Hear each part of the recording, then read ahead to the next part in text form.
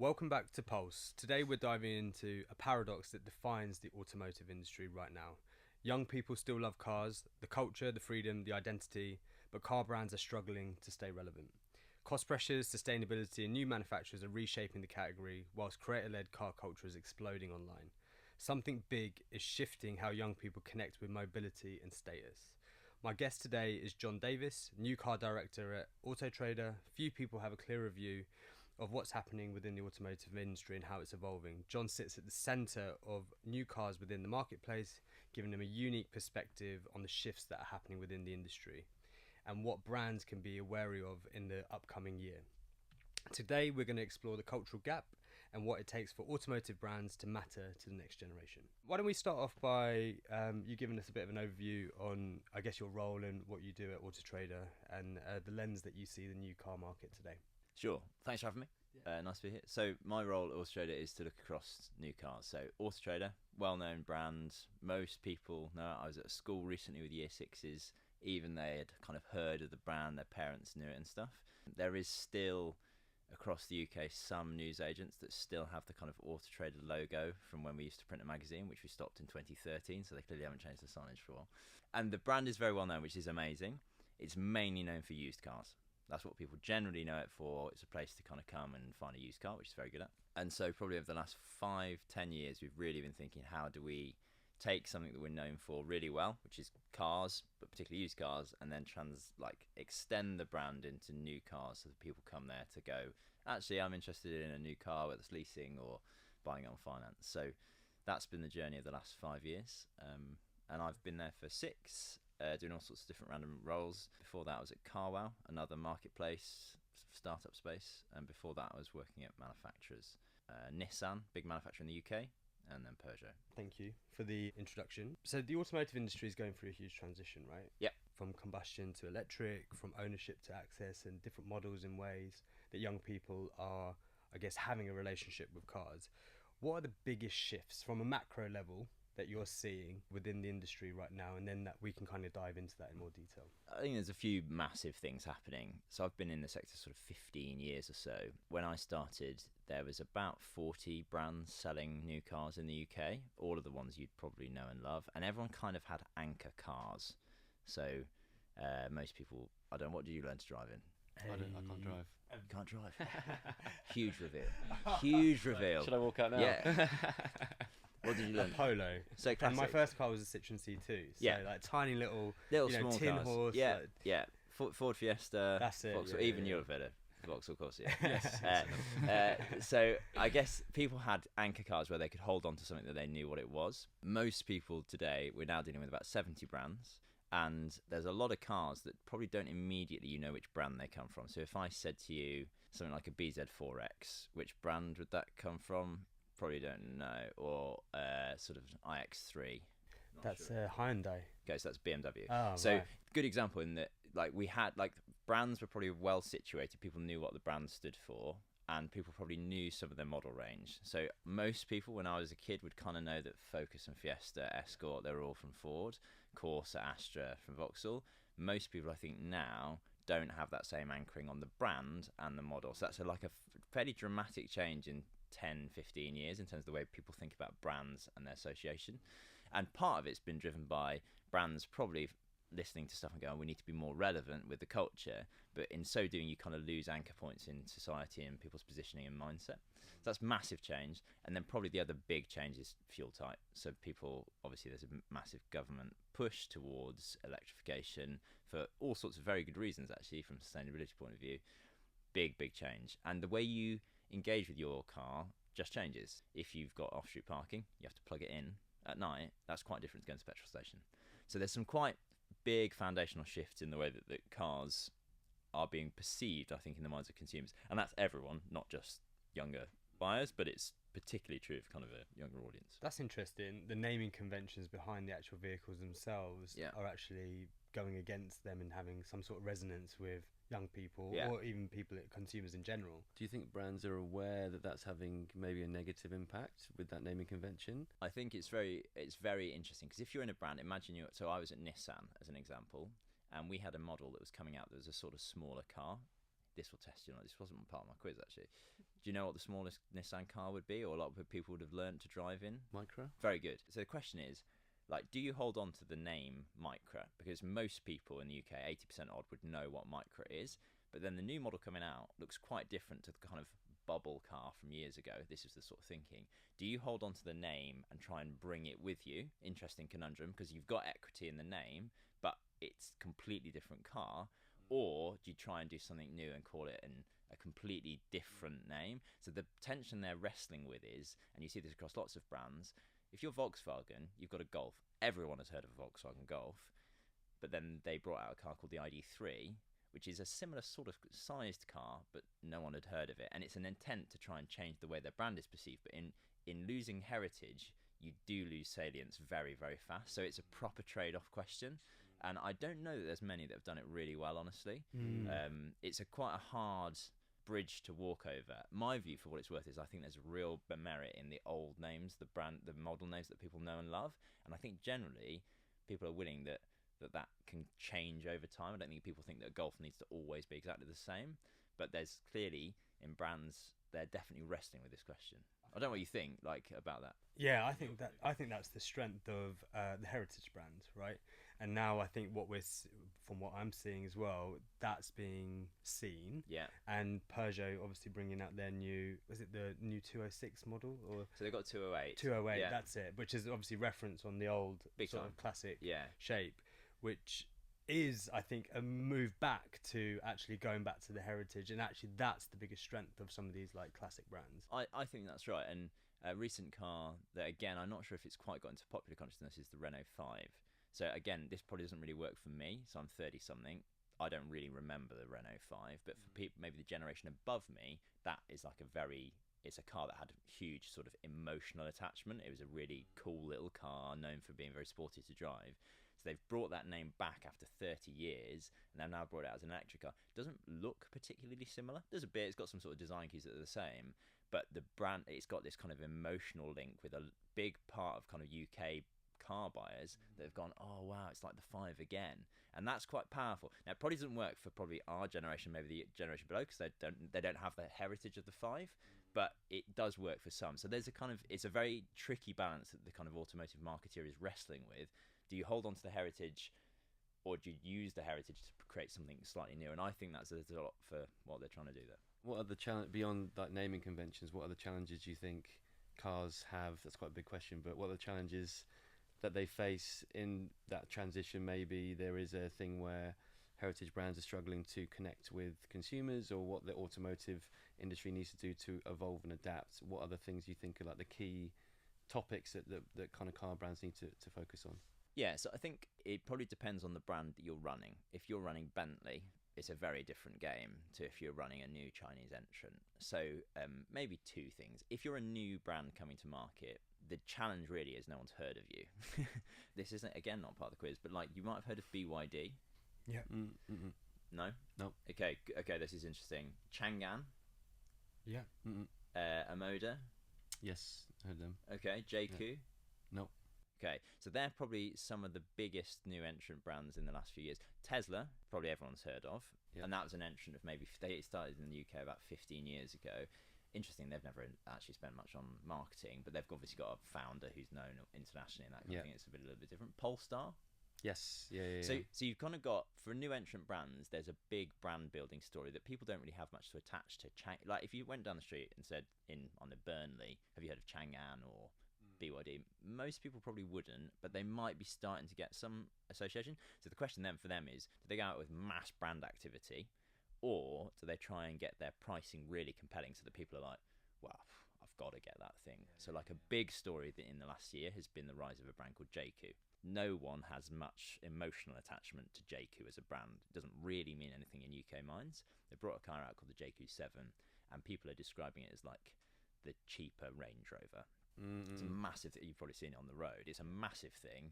And is it as good a quality brand as Land Rover and Range Rover? No. But is it a big 5-7-seater vehicle that's really pretty good for a very attractive price? Yes. So what's happened is kind of almost by word of mouth, people have gone, I used to spend 700 quid a month on my Range Rover. I've got this for like 300 quid a month. And it's not as good, but it's pretty good. And then you've got this kind of ripple effect. So they've grown market share faster than any brand ever in the UK in the automotive sector. So I guess I'm answering your question as a sort of, there's a brand like that that's grown fast, not through conventional brand building. They have done a bit of that and have done some really clever stuff with social media, but a lot of it is just bombs on seats, like people feeling the product and going, is this like as good as a Range Rover? No, but is it pretty good? Yeah. Oh, I'll tell my mates. Within that, the way people are buying cars has probably shifted as well. So we're getting a lot more people that are, particularly young people, that will maybe lease a car. And maybe, so do you think that the pricing of cars is something that needs to be disrupted almost? Or I think that's what they're doing. Yeah. I think basically that's what they're doing, which is, I guess we've seen car, but slightly boring, but car prices have risen over the last few years because commodity prices have risen. So then the question is, everyone is, like, if they're, the way that finance works in the UK is you're often, I don't know if you, I need to look at you for like car questions and you, but take, if you're a family of 3 or 4 and you've bought a car on finance, you might have bought 3 years ago and it costs you 300 quid a month.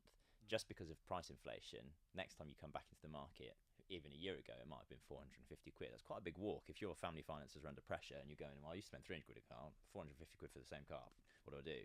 So then the Chinese brands have thought really hard and gone, or the new entrant brands and thought, well, if we can get the price similar to what they were paying before for a equally as good a car, consumers are emotional, but they are partly rational as well, and they will make that move based on price point. So I think what JQ, Omoda, BYD have done really well is bring out good cars at cheap prices. That's been very effective in getting people to engage with the brand, as well as some quite clever brand stuff as well. But from the context of, let's say, young people, Yes. in being able to, like you touched on it before, around like status, you know, going for a JQ versus a Land Rover and having a model that looks like a luxury premium car, but not at the same prices. And then also just the conversation around like experiences and like mobility. Yeah. Are you seeing anything within that space around like how brands are tapping into that specific insight around how young people are still motivated by travel and mobility and moving around and experiencing things, but maybe like the status side of things as well? Is there anything that you... Yeah, I think this is... Maybe, should we do the quiz now? Because I think this might dive in as you go into let's do it. So let's do it. I brought a quiz. Yeah. I guess what I was interested in... I pulled this for this session. So I guess question is, how do young people feel about cars? So I've picked out sort of anyone between 17, 24, 30, that kind of age cohort. How these. So first question is, versus 10 years ago, do you reckon 17 to 20-year-olds and 20 to sort of 25-year-olds have more driving licenses or less as a proportion of the population? I know COVID was a huge Less. blocker on it. COVID was a blocker. My gut says less. Okay. Yeah. Yeah, Less. same, I would say. Okay, it's basically flat versus 10 years ago. Interesting. Yeah. Okay, interesting. So the next question is, which age cohort has grown the most in terms of driving license uptake? Probably millennials. So what's that, like So 40s? yeah, 40s? 35. They're slightly back. The biggest age cohort that's grown is 70 plus. Okay. Oh, interesting. Because if you think back 10 years ago, there was a group of people for whom, when they grew up, when they turned 17, 20, 25, they never learnt to drive a car, never felt the need to. That sort of boomer generation is now heading into that kind of older, and there's more people owning driving licenses. Key point, I guess, is people often say, young people don't really like cars. You're definitely inside that because you're saying they're interested in cars. And sometimes people say, well, over the last 10 years, driving licenses have fallen off a cliff with young people. They really haven't. It's basically flat. It's not like young people have changed over the past 10 years. The same sort of fundamental psychological profiling is true. The context has shifted around experiences and stuff big time. But actually, is there much change? Probably not. Really interestingly around that, I think, because there's a difference maybe between the number of people driving and what cars represent in culture to young people. Yeah. So do you feel that shifted the heydays of, Top Gear and, car ads that were, really at the forefront? And do you feel like the industry has dropped off a little bit, or it doesn't have the same cultural resonance impact with next generation? I think that's probably true. I think probably what you do also see is, certainly in the sort of COVID era, the car was a kind of interesting concept because it represented sort of, if there's a virus, public transport was kind of not good. Cars were kind of good in that sense. And that kind of meant production fell off a cliff. Brands didn't have to push as hard because they weren't building very many cars, and basic economics says if you've got less supply in the market and demand's pretty high, prices rise. So brands probably had a couple of years where actually the total amount of spend on media by automotive brands dropped dramatically because they didn't really need to. And then we've sort of come out of the pandemic over the last couple of years, and they've now got a completely different context where there's so many more brands competing for share of voice that's put a lot more pressure, where now brands are having to push a lot harder, and there's more brands and it's more competitive. So I think that the landscape in the past decade has gone from reasonably competitive market to like everyone can sell as many things as they've got because they can't build enough, to then dramatically aggressive context. That's really quite challenging for OEM marketing teams, because they've now got to compete against all these new brands who are coming in and kind of ripping up the rule book. And it's a very sort of different landscape in that context. Does that make sense? It does, yeah. And obviously there's the Jaguar campaign, which obviously was like, you know, positives and negatives, probably maybe Split a bit more opinion, split opinion. Yeah. But do you feel that was obviously a car manufacturer doing something different, whether it was good or bad? Yeah. And a heritage brand as well that just completely transformed the way that it looks and feels and communicates. I personally think the execution was bad, but the intention was good. Yeah. Do you feel that that's needed more brands to just do something a bit more radical to stand out? Because at the moment I see all car ads and they do feel the same, all look the same. Like, what's going on? Like, is there needs to be more diversity within that creative? Do you feel? The reality is we probably won't know whether it's really worked for Jaguar until the car properly comes out, because they're trying to do two things at once. One is they've basically stopped production on every model that they build. That is a change that almost no brand would ever do because of the sheer capital intensity of running a automotive manufacturer. So they did two things. They stopped production, and then they said, we're going to reposition the brand up market. It is basically unheard of apart from COVID that you'd stop production. It's like a dramatic cash flow drama. It's big news. So they were doing two things. So I don't think you'd see that very often. But to give them the credit, they really thought hard about, where does our brand actually sit? What do we want Jaguar to stand for? And they basically have said, I think Rawdon Glover and others have said this publicly, who's their kind of global head for that brand, we really want to reposition the brand. And they've also gone as far as to say, we think that means that the Jaguar brand isn't for everyone. You won't often hear brands feel comfortable to say that. And most premium brands, we were talking about Burberry before, kind of implicitly set their price to say we're not for everyone. Yeah. But for a car brand to do that is a bit different. So I kind of admire the kind of chutzpah to go, we are going to throw this one all up. Whether it works or not, we'll wait and see. Yeah. But they have done something dramatic. Whereas most other brands, particularly the conventional brands, probably are thinking in more conventional ways. So I think there is probably something around the way that they think about creative and that sort of things. I mean, they definitely evoked an emotion. With the launch, which I guess is a good thing if you were to think about it from an advertising and awareness. What's the thing about there's no such thing as bad press type of thing? There's exactly. maybe that there. Yeah. I think there probably is a bit of bad press on that one. But I just think it was executed really badly. I mean, the actual film they released was just bad. Like, I think the intention of being a bit disruptive and standing for something a bit different was great. Yeah. And maybe they can evolve that, and maybe they will do more around that when the car launches or whatever. That was the problem for me, was the actual execution. But there was another one I saw which was done by Jeep. Yep. And it was, I don't know if you saw this, it was it was no, maybe it was Super Bowl. It was one that was, it's the best car to have sex in, basically. Yeah. So again, it's like so that was done by an article that they saw. Yeah. Which was somebody saying that a Jeep is the Ritz-Carlton of cars to have sex in, basically. Mm-hmm. So again, that's just something that's quite playful, fun. It's using insight to translate into creative. It's kind of proper strategy and, bringing that to life. And again, it moves away from the traditional scene of a car driving through a mountain with some nice voiceover. Yeah. Like, do you think that's, again, more needed in the industry to? Do you think you're going to see more of that? Do you think we're going to see a kind of a movement away from that in upcoming years? Yeah, I think the I'll zoom out and then zoom back into that question. So I think a very interesting feature of automotive is, if you think that the average age of a new car buyer in the UK is 54, they don't often live in central London. Like, we are probably in a bit of a bubble here, and it's like the thing that often, I'm sure you might have heard Mark Ritson say this, the sort of generational differences are always massively overplayed in terms of psychological profiling. Actually, marketing as a strand is actually basically homogenous. Everyone basically is the same, relatively highly educated, live in London, often don't have an association with cars. So I think we always have to think, like, step back and go, who are they actually aiming the brand at? Because often the things that work in a creative context for like a group of us who are close to advertising might not resonate with others. So I think the reason I think the Jaguar thing is quite an interesting one, because I know that one better than the Jeep example, is I think what they were really, really trying to do is focus on their new buyer next year, and they were aiming at a very specific cohort of customer. So I think the proof will be in the pudding whether they've completely landed that. And to some extent, I think they would probably take the negative press as long as it lands with that customer segment.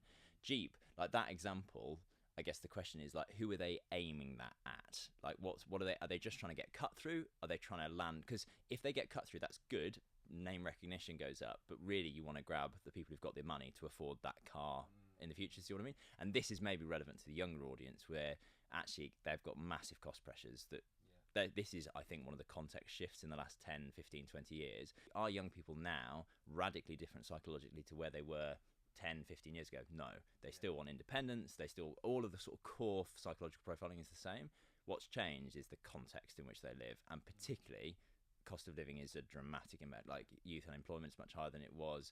I mean, we're recording this on the day of the budget. There's going to be changes to national living wage. That probably won't, again, help in some sense. It will for some, but not for others. So I think that you've got to think really hard when you're communicating advertising. Will those young people buy a new car? Yeah. There will be a proportion that will, but you've got to work out who you're speaking to rather than just talking to everyone en masse, I think. It's classic segmentation, like it's Ritson's 101. Yeah. That idea, the Jeep one there, just felt like a clever campaign where it was like steeped in insight, right, which just earned a lot of attention. Yeah. Which did help it stand out. And I think there was a lot of car brands, mainly legacy brands, that are doing that incredibly well through like collaborations. So Porsche with Amélie d'Or, Kith with BMW, and I think it's just that type of thinking, which is, what is that 10% or what is that additional level beyond your, bread and butter marketing that you're doing to help you stand out? Yes. And I think that's the real opportunity that's missing potentially for even new brands entering the market. Yeah.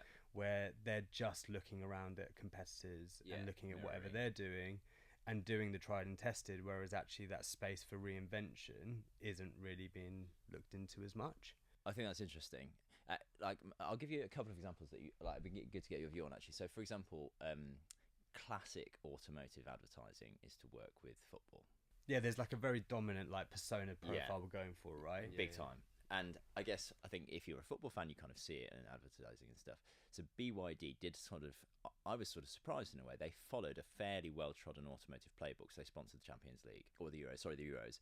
Now that was a really conventional play, but the brand boost they had from that was just enormous, because I guess the great benefit of something that big is just the sheer amount of eyes on the thing really did impact them. So obviously you hadn't recognised the brand, but I think their brand recognition shot up from sort of 10% to 30% in a very small window. That's an awesome improvement in brand, first to term brand awareness. That's a really impressive move.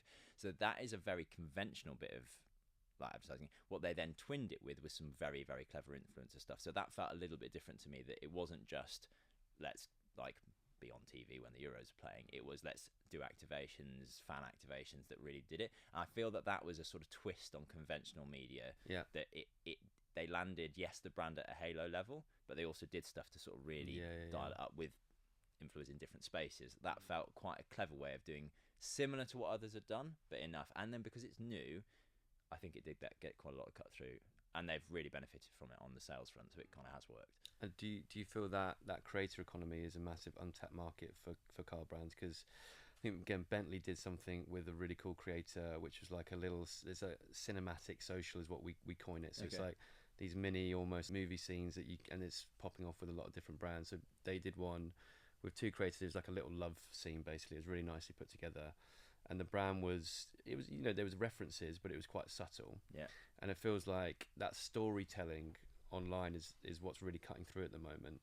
But it's also working with the right creators to get that resonance and get that awareness. And there probably is a massive...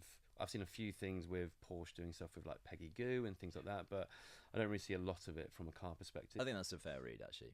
Yeah, and I think you were there's an example recently. I will forget the brand, but it's one of the new entrant brands where obviously conventional automotive thinking is when you release a new car into the market, you bring the trade press in. So all the conventional titles that you would expect, editorial, like What Car, Autocar, people like ourselves who can obviously talk to it. Clearly crucial. What they did was they hired out a massive space not far away from here and brought in, I think it was about 500 influencers from all different segments, not particularly automotive linked. And the reach they had for the cost that they spent was just dramatically different. And I think that's maybe not the same as quite creative, but it's related in that space. And I think that's probably one of the things that they've definitely learned from the experience in China, where that is a really important part of how they sell cars. We were talking slightly beforehand about sometimes you'll have people physically in the showroom on WeChat doing sort of live walkarounds, and they will almost encourage their teams to sell through video and online in a way that, if you imagine in most conventional automotive retailing outlets in a retailer, you wouldn't have anything like that experience. So that's kind of a very different way of thinking about it. I think speaks to that point, and the newer brands are definitely cracking that fast. Yeah, and it kind of ties into this sort of new age of like ecosystem thinking, right? So understanding what all your channels are, not treating them as silos, but then working out where those crossovers lie. And we were talking about innovation around creating moments, you know, that fans or even customers can participate in, and then working out, okay, well, how is it that you can maybe layer in creators who do represent your brand to elevate that moment and really make a really big sort of piece about it within culture. And that's what's quite exciting, is that hasn't, I don't think, kind of been untapped or, you know, really uncovered just yet within automotive. The challenge we were talking about though, which is especially for these new brands who are entering the market, no one knows who they are, no one knows what they stand for. And what we do know about Gen Z is that they need to be backing brands that have meaning, and being able to just, even if it is a great deal, what do they stand for? Exactly. What we're seeing with this generation is that they want brands to stand for something more than that. It's not, pricing is one thing, but actually what is that storytelling narrative and what is that world, for example, that you're inviting them into? And I'm not seeing that at the moment. Yeah, I think that's fair. Go on, you. I was going to say, and on that, because we were talking about it earlier, the really interesting thing with the automotive industry is the buying cycle. So you were saying that it's about on average 4 years when somebody buys a new car. So that is a massive cycle. So I think on Mitten's point, that ecosystem approach, where they probably do need to think about how do we create a hub, a environment that is entertaining people and bringing them in. And there are always on touch points essentially. So you're always front of mind, because it's that moment when you go into that buying cycle over that 4 years. So you need to, it's a really community-based strategy, really, isn't it? You need to get people to feel like you're part of the community through your content, activations, touch points, to then be ready for when that purchase decision is made. I think this is really relevant. I mean, we've tried stuff, and you know some of the team at Australia pretty well. We've done some quite interesting experiential stuff. We did a sort of physical car hunt in Manchester, you might have seen, where we did a lot of social activation with that, and we were sort of amazed by the reach that achieved. And it's just sort of to that point, does that mean that you like immediately go to Australia to buy your next car? No, but it's very good kind of in the sort of life cycle of buying a car. It's good brand association, and particularly works with our younger audiences. So I think that's very helpful. The other thing that's kind of not unique, but like interesting about automotive is you've got the physical touch point of actually often, and this is true in the most recent research we've done for younger audiences, they still physically want to go and look at the car. So sometimes there's a sort of narrative, young people just want to deal digitally. With buying vehicles, they're very comfortable actually going there. They probably want to do slightly more prep. They'll probably do more of their research using a large language model than an older buyer would conventionally do. They'll do their prep, but then they still want to engage physically. And that's kind of interesting to me, that the physical environment of buying a vehicle and selling a vehicle is kind of crucial. And your point is good. If the buying cycle's every 4 years, you've got a lot of time for other brands to turn your head. If you've got a Ford now, and you've now heard all this new stuff, great stuff online about a different brand, you are more likely to switch. And we know that loyalty is dramatically down with younger audiences. They don't really feel much thing to sort of stay with the brand they've got, which is, I guess, a sector-wide secular trend. So what you've then got is consumers going, okay, so in 4 years, I might buy a completely different brand. So they're pretty open. So then if you can do more on like your community language is good over time. And if you have got a car from a main dealer, you might want to then go and do a service there.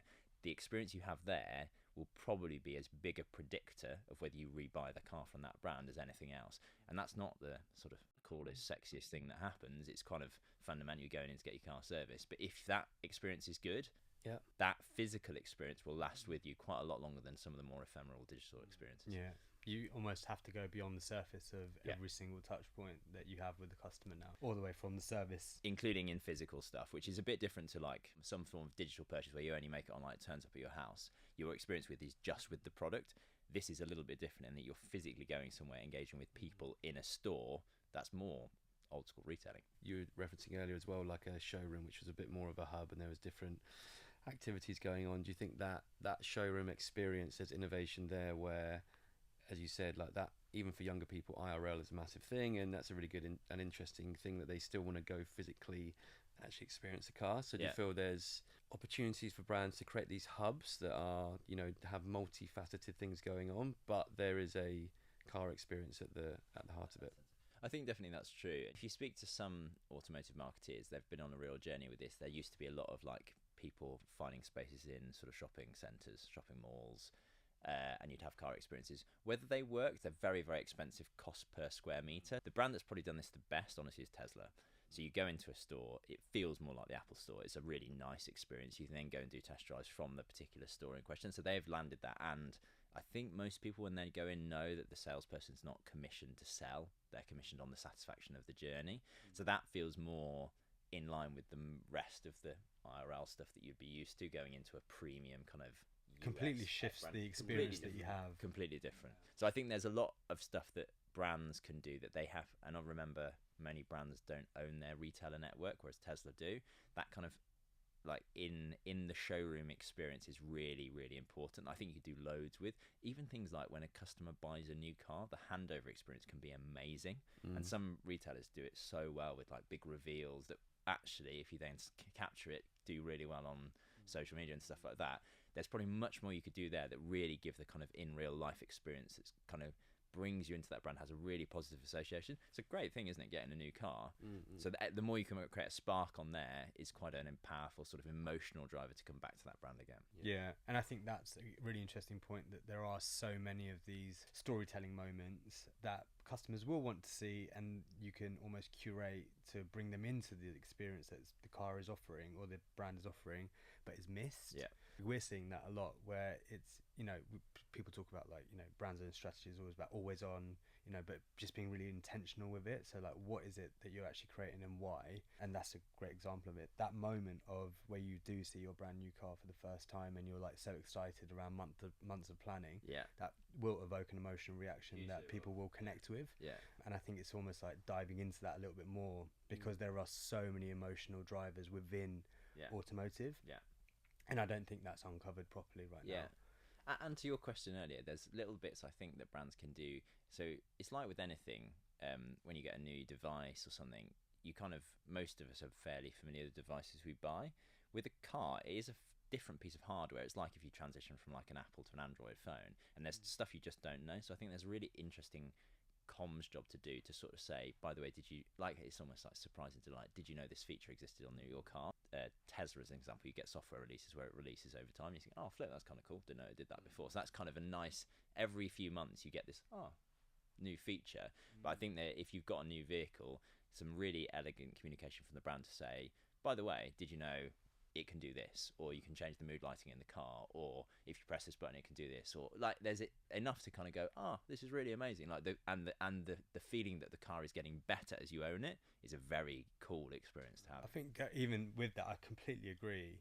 But then I think it comes down to the formats. The automotive industry is so stuck in creating conventional formats of communication, and that does need to adjust and evolve, not even just for young people or Gen Definitely Z, Gen right. Alpha, but for millennial audiences and boomers, as people progressively are online and they are catering to and want to see different types of content. It doesn't have to be super polished all the time. It can be a bit BTS and a bit rough and ready. And I think that's the education piece that's needed, because if you do it right and it's the right topic that does have an emotional sort of reaction behind it, you're winning. It's a lot of earned attention, just Big time. For relatively low cost. And I've had stuff, so I am a Tesla driver, and sometimes friends who don't even know me will see something on social that hasn't even been pushed out by Tesla. There will be a new feature on the car and say, oh, did you know you could do this? Oh, that's pretty cool. don't know, it's kind of great. And then you think, oh, it's that's exactly what you're talking about. And it's not then, I mean, whether the brand have like influenced that content, I don't know, but it's kind of a very clever way of seeding out into society at large. These are the cool things that your car has. It changed your perception of the brand, I think, a little bit.